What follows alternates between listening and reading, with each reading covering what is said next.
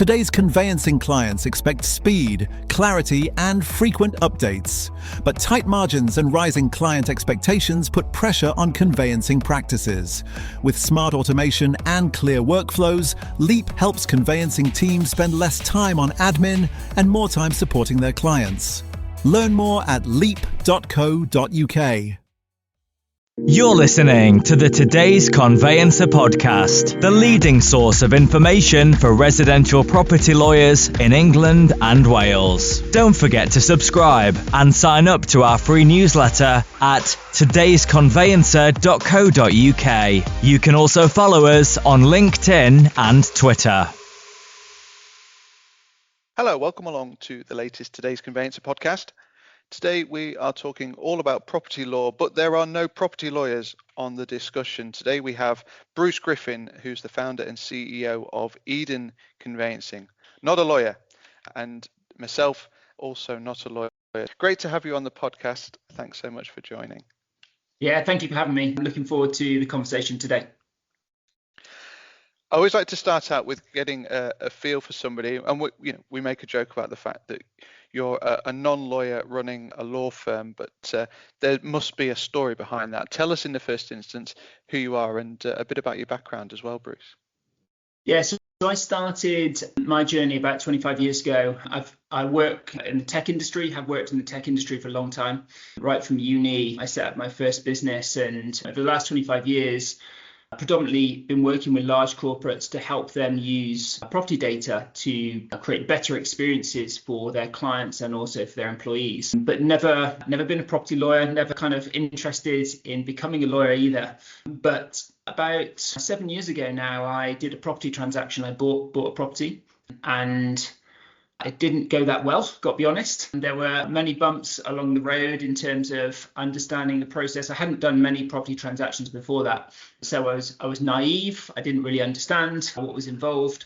And it was kind of riddled with kind of surprises, not pleasant ones, unfortunately, along the way. But managed to get through it. I kind of gritted my teeth and kind of just got through the process. But coming from a background of working with property data, I was surprised that a number of the elements of the property transaction process weren't slicker or smoother, but I kind of just accepted it and kind of got on with it.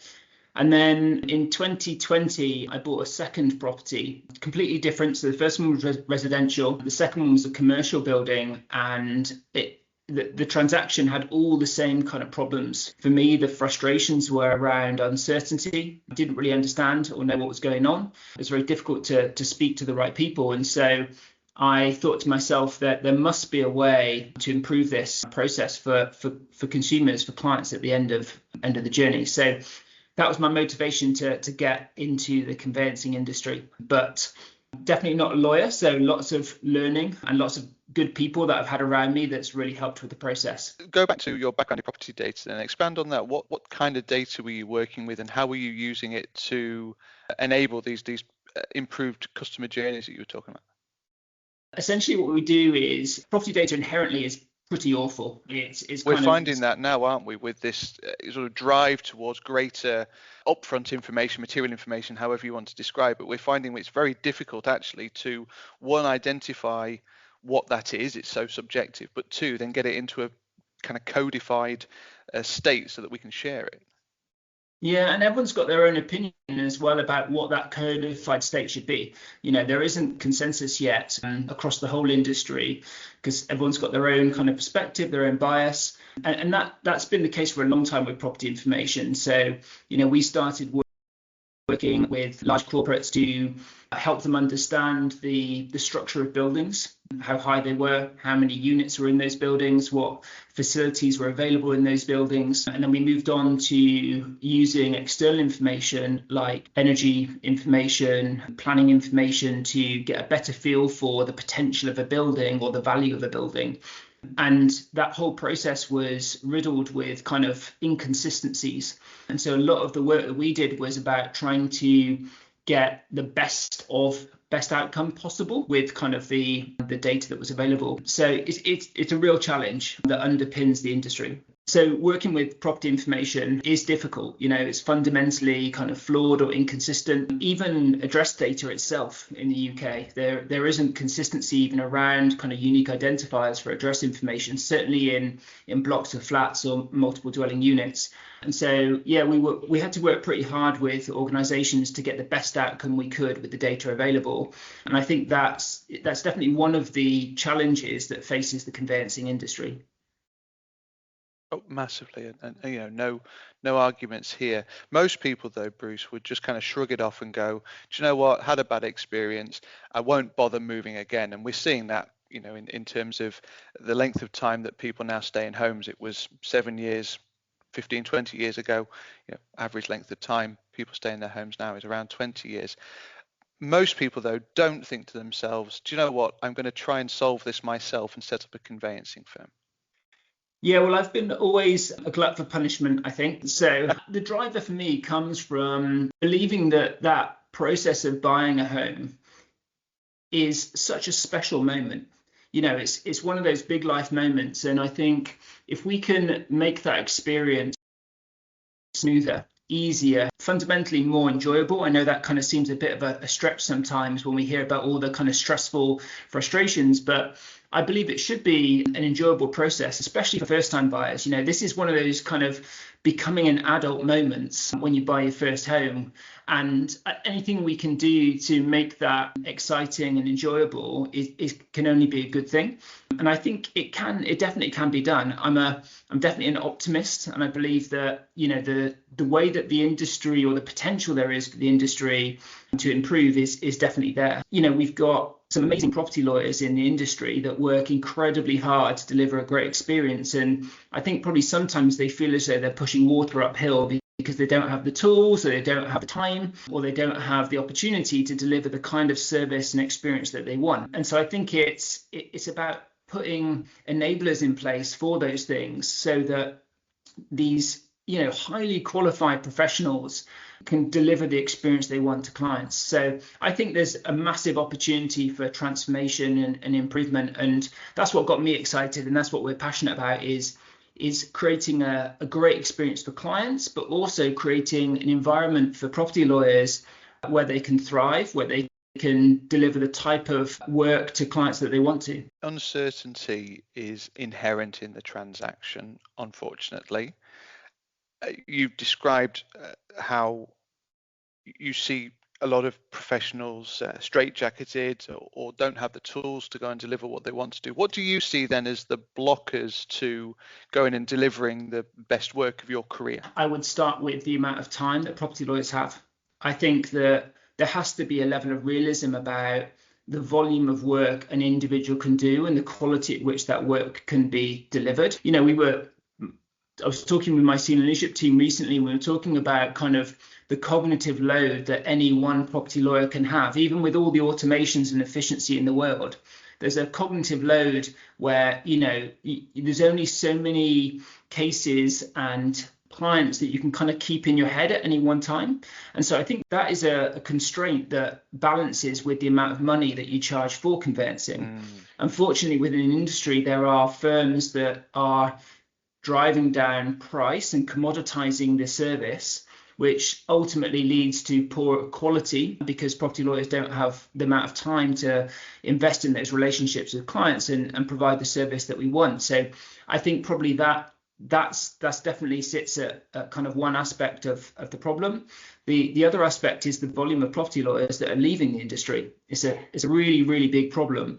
And so we have to start introducing technology in a way that can make their life easier, where we can reduce the stress and pressure on property lawyers so that they don't look for other professions or other kind of areas of law that they want to work in. So I think, those two things are key. And then to enable that technology, the industry needs to come together.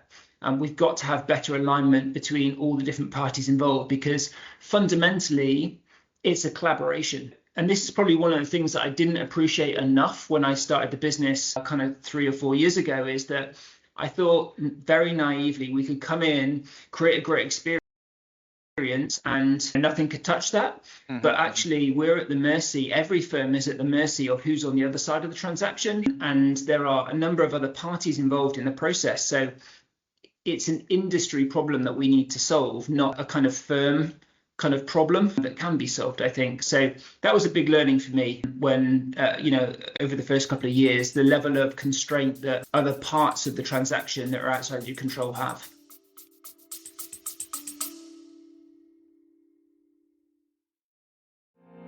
This episode is sponsored by Compass. Compass removes SDLT exposure for conveyancing firms with a fully outsourced, indemnity-backed service. We take responsibility for SDLT calculations and HMRC submissions, not your team. Clear accountability and complete confidence on every transaction. Find out more at compass.tech. And is it a technology problem? Is it a communication problem? I suspect the answer is probably somewhere in the middle, but what's your view? I think for me, it starts with technology. My belief is that technology should be an enabler. It's not the kind of holy grail or the kind of silver bullet that's going to solve all the problems. What it is an enabler for different people within a process to be able to do a better job. So I think if we start with providing technology that enables property lawyers to be more efficient and more effective so that they can focus their time on the things that only they can do, that is going to unlock the communication problem, because they have more time to then invest with the client on explaining things to them and answering questions and making sure that we support the client all the way through the process. Likewise, technology should be an enabler for clients. It should help them understand the process. A lot of, certainly first-time buyers, where we do a lot of work, first-time buyers don't understand the process at all. There's not great education resources out there about how conveyancing works or what its role in the process of buying a property is. And so part of our responsibility as conveyancers, and certainly at Eden, that mean that first-time buyers can educate themselves. And technology is the best way to do that. First-time buyers, that demographic, they look to technology first and foremost to do their research, to do their reviews, to get comments from their peers. And so we have to use technology to enable that generation to understand the process and feel in control of it. I want to come back to the point you make about the volume of work, and we sort of glossed over pricing, because you're absolutely right. This as a sector, we don't charge enough, no two ways about it. And as you say, it has a knock-on impact on businesses like yours that are trying to effect change. How have you struck that balance in your own organisation? Can you share information, for example, about caseload for staff, or how you've intertwined technology into that process? Yeah, it is really, really difficult. And we've struggled over the last kind of 3 or 4 years to find the right balance with it. We find that the pendulum swings, you kind of swing it one way and then the next. But I think that for me, it's about getting to a place where property lawyers can feed back into the process. That's been the biggest kind of win that we've had, is rather than dictate you will take more cases or you should take more cases or no, you can't have any more work, is building an environment where property lawyers feel safe enough to say, I've got too much work and here are the impacts of that. So I think that kind of feedback loop with your team is incredibly important, and we've used that to then refine the process of how cases are allocated.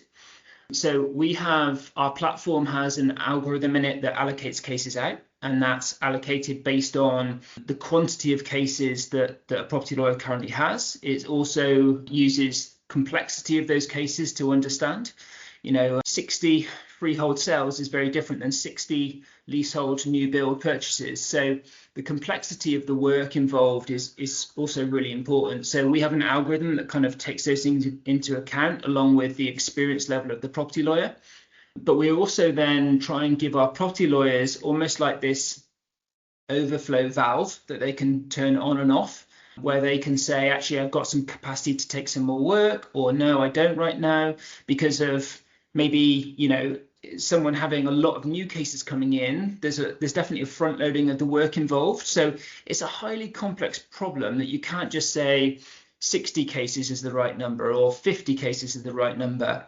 What I do think, though, is we've recently tried to get away from kind of having set kind of quotas and get to a place where there's definitely more flexibility for property lawyers to input into that process. We've got to balance that, though, with commercials, and there is a reality to things which are, if you're not generating the right level of revenue from the work you're doing, then you're not sustainable as a business. And so there's no point, in my view, creating, this utopia environment for employees that's not financially sustainable.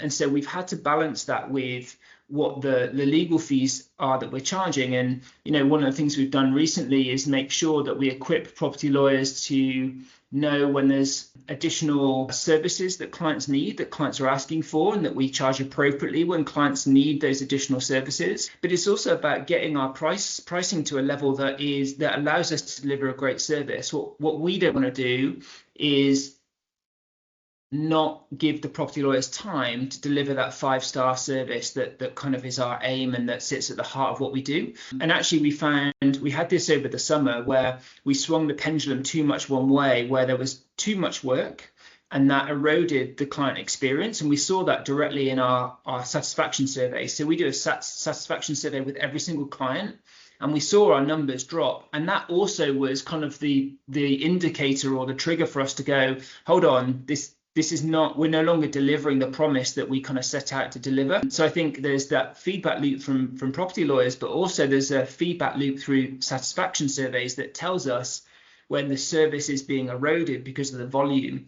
But we are competing with firms that are charging half of what we charge, which I find it incredible that they can deliver a service at that price point. And so it is a problem for the industry. And I think, again, the industry has to lift the pricing to a point where we can reinvest in property lawyers coming into the industry, because we've got our property lawyers leaving the industry that have been here, experienced property lawyers that have been in the industry for a long time are leaving, but we're not drawing in and attracting new property lawyers in because the environment isn't there, the salaries aren't there. And so I think that, this is an industry problem that has to be solved. You mean you talk about winning business against competitors that are charging half of your fees. How are you doing that? I sense you've engaged with things like review platforms and making sure that your online presence is solid. I mean, you talked about educating clients as well. And I mean, how does that manifest? Yeah, we have a help and resource section, which definitely kind of helps educate clients. I think the bit where we rely on most is definitely referrals. We believe that by investing in a great client experience, that's going to pay back over time. So a large proportion of our work comes directly from clients referring clients, or from referrals from our referral partner program. So we work with a number of really great estate agents and mortgage brokers that probably accept that a slightly higher price is better than having transactions where you've got clients frustrated or transactions falling through because they're taking so long. So I think, for us, it's about finding partnerships that really appreciate that kind of level of service, but also working so that the service that we deliver is something that people rave about. And I think, for people to write reviews, it has to be an amazing experience. It can't just be good. It probably can't even be great. It has to be absolutely amazing. And that's the kind of standard that we try and set across the board for all of our property lawyers, because that level of kind of experience that gets delivered is what then clients kind of can't help but tell other people about. And that's at the heart of kind of how we're growing and why we've grown in the way that we have over the last couple of years. You talked about the way in which you triage cases and allocate them. For algorithm, I thought you were going to say AI, but we might even get through this whole conversation without it. I don't think we will. So look, AI is absolutely fundamental. There's no two ways about it.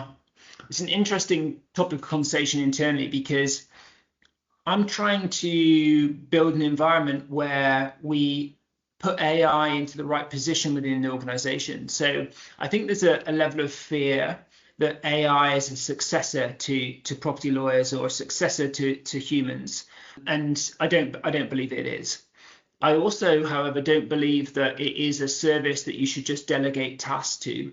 The positioning that we're really working on at the moment within the company is to see AI as a co-worker, and to appreciate that with any co-worker, when you have a new person come into the organization, you need to provide the right training, you need to provide the right documentation for them to learn from, you need to provide the right oversight and quality control on what they're doing. And I think that that is how we see AI within the organization. We're working hard, as I'm sure many other firms are, to leverage the opportunity that it provides. We do a huge amount of our work is either reading, analyzing, processing, or creating documents. And like with any kind of work distribution, making sure that we've got the right kind of checks and balances. So at the moment, we haven't yet moved to a place where we are trusting AI to work autonomously without human review. So we are still at a stage where we believe that human review of AI's work is fundamental. We will get to a place probably within the next 12 months where there is a high enough accuracy and confidence level in the work of the AI agents that we can let them do certain jobs autonomously. But it is a fundamental. Every firm now must be looking at it and identifying how it can contribute to the efficiency that every firm needs to be delivering the right service at the right price point, and freeing up employee time to do the things that matters most and the things that they can do that AI can't do. I've said it on this podcast before, and I'll say it again. I think I'm reconciled with the fact that AI is not going to take my job. But what I do realize is that the person who harnesses AI better than me will take my job. I think that's absolutely spot on. And I think, I believe it's the responsibility of the organization and our responsibility to equip all of our people with the skills, the experience, the comfort level to work alongside AI, and also to create an environment where that is a norm. It's not scary. It's not something they should be fearful of. We should be giving them the confidence in the things that only they can do, and also the things that they want to do. A big part of the dialogue that we're having is not just what can AI do, but what as employees do you want to do? What are the parts of the job that you really enjoy? Because ultimately we're not here to create a machine. We're here to create a great experience for our clients, but also a great work environment for our employees. And so part of the decision making is around what aspects of the role give most fulfillment to property lawyers and most benefit to clients. And I think they're the aspects that dictate then where we get AI involved. We're fast moving towards the end of the time we have for the discussion, and I guess really just want to close on what you see potentially the future looks like. We've just had the government consultation. It may very well be by the time this is published that we might have some response, I don't know. But what in your view do you see that the consultation may report on? What are you hoping it's going to come back with that will manifestly change or improve the way that you can run your conveyancing practice? Yeah, so I was incredibly excited about the consultation. I think, part of the driver for our business is an expectation that there is going to be a level of alignment within the industry and a level of mandating of how conveyancing firms need to work, and really importantly, how the digital conveyancing process is going to run. Mm-hmm. Moving to a digital conveyancing process is something that has to happen. It has to happen for the industry to be effective. It has to happen for clients to have a better experience. So I believe that the key outcomes of the reform, or the things that I'm hoping for at least, will be a level of mandated standardization. I am less worried about what that standardization is rather than it being mandated. If it's not quite what I would want, that's fine, as long as we get to a point of alignment where everyone is working from the same kind of hymn sheet. That's a real fundamental for me. I think there are other things that have more practical barriers. So upfront information is a great thing in my view. It would be great to see that happen, but it is harder to achieve. And I think what I would hope for is that when they look at the outcomes outcomes of the consultation and the reforms that they want to put in place, but they look at it as an iterative journey. I think a big bang approach on any one of these things or all of them in conjunction will not be effective. Mm-hmm. And again, this is one of the things that I've learned a lot over the last 3 or 4 years is change within the conveyancing industry has to be a journey. It has to be lots of little steps, but there's got to be a strong drive for each of those little steps to happen. I think the nature of the industry is to resist change. And therefore, I think there does need to be a level of mandate on the industry to drive that change forward. And we're seeing some of that. We've got a great regulator. We're seeing the land registry kind of require change towards digitization and digital conveyancing. I hope the government don't do too many more U-turns in terms of the things that they're bringing in place. So yeah, we've got to see some outcomes. There's been lots of committees that all do great things, but next step has to be some action. But what I want to see over the next 2 years is a level of standardization in the industry where everyone is working to the same kind of digital standards, that everyone is moving towards a digital conveyancing process. And I know for some that will be really difficult. There are firms out there, traditional firms, that don't want to change. And that may mean that, some multidisciplinary law firms that do a bit of conveyancing stop doing conveyancing. It may mean that, traditional high street firms find it more difficult to operate in the way they do at the moment. But I believe it's necessary for the evolution of the industry to take place so that we can deliver a better experience to clients. Because ultimately, that's what we're here for. It isn't about kind of what we want to get out of it. We want to deliver an amazing client experience. That is why we started the business in the first place. And it is harder to do that now than it should be. And so these reforms have to make it easier for the client experience to get better. It's interesting to hear you say that you're gearing the business up in such a way that you're preparing for digitization. Whether all firms are doing that, I don't know. I came into the sector 15, 20 years ago. There were 7,500, 8,000 conveyancing firms, albeit with a long tail.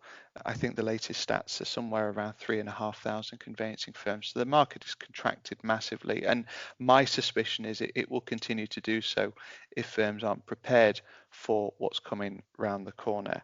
But just coming on to Eden, and my final question, Bruce, you'll be pleased to hear. What's the future for the firm and for you as well?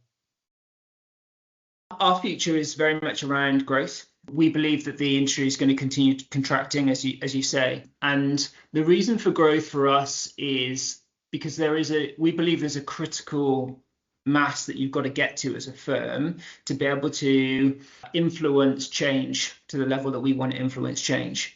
We definitely believe that the type of experience that we want to provide, everyone should have access to that. But we're especially passionate about first-time buyers. So that's an area where we believe that we can make the biggest impact. We love the idea of creating an amazing first buying home experience for first-time buyers. So we're putting a lot of time and energy into that in terms of creating content, in terms of reaching that generation. So that's a big part of our future. The other key aspect for growth, though, is our property lawyer team.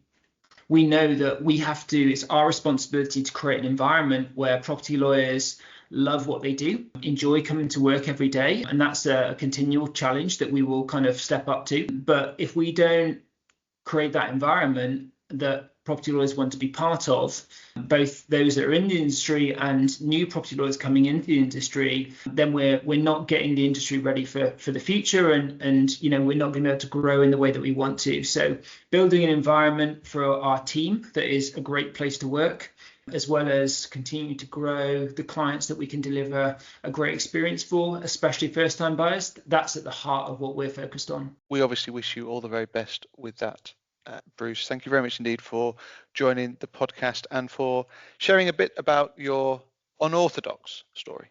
Thanks, David. The Today's Conveyancer podcast is available on your preferred podcast provider. It's also available on todaysconveyancer.co.uk. My thanks to Bruce. Thank you as ever for listening, and we'll see you again soon.